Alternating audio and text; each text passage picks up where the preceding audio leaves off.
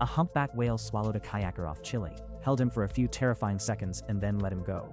That would be the strangest headline of the day on its own, but somehow it's competing with a fake-looking peace process, more strikes in Lebanon and Gaza, and a UFC cage fight being built on the White House lawn for Trump's birthday. Today's news is one of those days where reality keeps refusing to stay in one lane. In Chile, a father recorded the moment the whale briefly engulfed his son and spit him out alive. In the Middle East, leaders are talking like a regional war may be winded down, while the shooting and forced evacuations keep going. And in Washington, the federal Capitol is putting on a celebrity fight night as if the whole country is a backdrop for pageantry. If this kind of daily news rundown is useful, hit the like button and subscribe, so you don't miss what actually happens next, not just what the headlines want it to mean. Let's start with the clip everybody is talking about, because sometimes the most unbelievable story of the day is also the most harmless one. Adrian Simancas was kayaking with his father Del near the San Isidro lighthouse in Chilean Patagonia when a humpback whale surfaced right under him.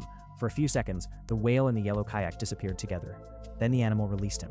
Adrian said later that he genuinely thought he was dead. That's not exaggeration for effect. He said the first thing that crossed his mind was that the whale had eaten him whole. His father, just a short distance away, caught the moment on video and kept telling him to stay calm. Imagine being the parent in that moment. Your kid vanishes in a wave of teeth and water, and your only real option is to keep filming and hope the ocean gives him back. That's what makes the video so intense. It's not a predator attack in the movie sense. It's a freak encounter with an enormous animal in a place where humans are guests, not masters. Humpbacks are not known for hunting people. They feed on tiny marine life. The real danger in that moment was probably the cold water, the shock, and the possibility of getting separated from the other kayak in a region where the ocean does not care how adventurous you feel. And this is where the story gets a little bigger than the viral clip. The Strait of Magellan is a major tourist draw, but it's also rugged, cold, and unforgiving. Even in the southern hemisphere summer, it's not exactly a place for casual mistakes. The temperatures stay cool, the waters are rough, and the weather can turn on a dime. There's also a more serious side to the whale story that didn't get as much attention online. In Chilean waters, whale attacks on humans are rare, but ship strikes and strandings have become a recurring problem. In other words, the real threat to whales isn't people on kayaks, it's industrial traffic, heavy shipping, and the modern habit of treating the ocean like a freeway. So yes, the video is jaw-dropping, but it also reminds you how quickly an ordinary day on the water can become a survival story, and how little control humans really have when nature decides to make a point. And from there, the news takes a hard turn away from the ocean, and straight into political theater. The biggest geopolitical plane today is that the United States and Iran had a peace deal, or at least the early framework for one, and that's being announced with a confidence level that feels a little ahead of the facts.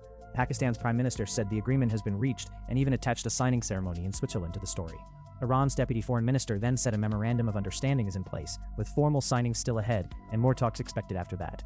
That distinction matters, because a deal has been reached sounds clean, but the details tell a messier story.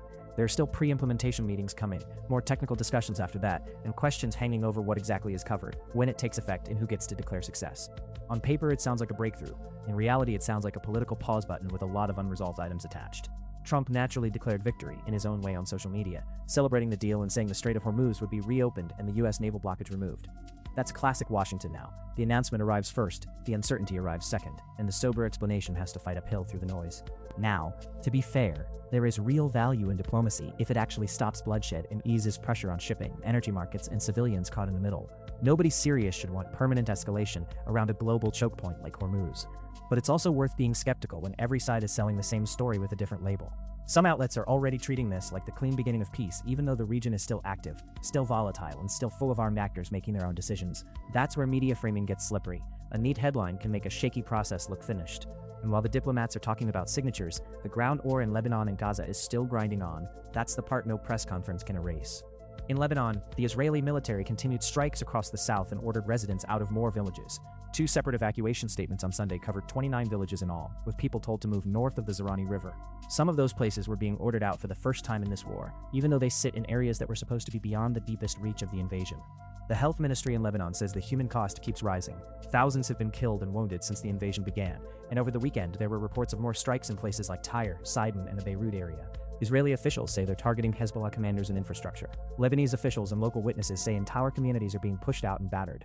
And then there's the agricultural angle, which barely makes it into the cleaner headlines. Lebanon has gone to the United Nations with claims that Israel has used herbicide on farmland along the border, including glyphosate sprayed at concentrations far above ordinary agricultural use. Whether you see that as a battlefield tactic or environmental sabotage, it's hard to miss the broader logic.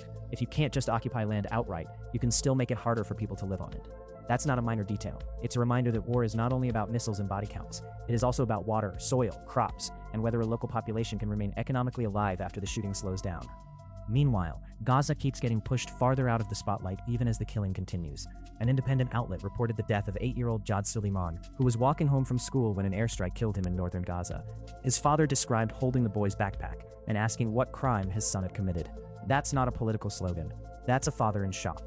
Now, that outlet is not pretending to be neutral. It has a clear activist frame, and you should read it with that in mind. But the raw facts underneath the rhetoric still matter. Children are dying, families are grieving, and a so-called ceasefire has not meant peace in any real sense. Reports say hundreds of Palestinians have been killed since the ceasefire period began, aid remains constrained, and displacement is still a daily reality. That's the part that gets buried when coverage becomes a competition over which side can deliver the most polished moral language. The labels get louder, the suffering doesn't. If there's a bigger lesson here, it's that war reporting often rewards the most emotionally loaded framing, while the actual people on the ground are left with the consequences. You don't have to buy every slogan to recognize that something is deeply broken.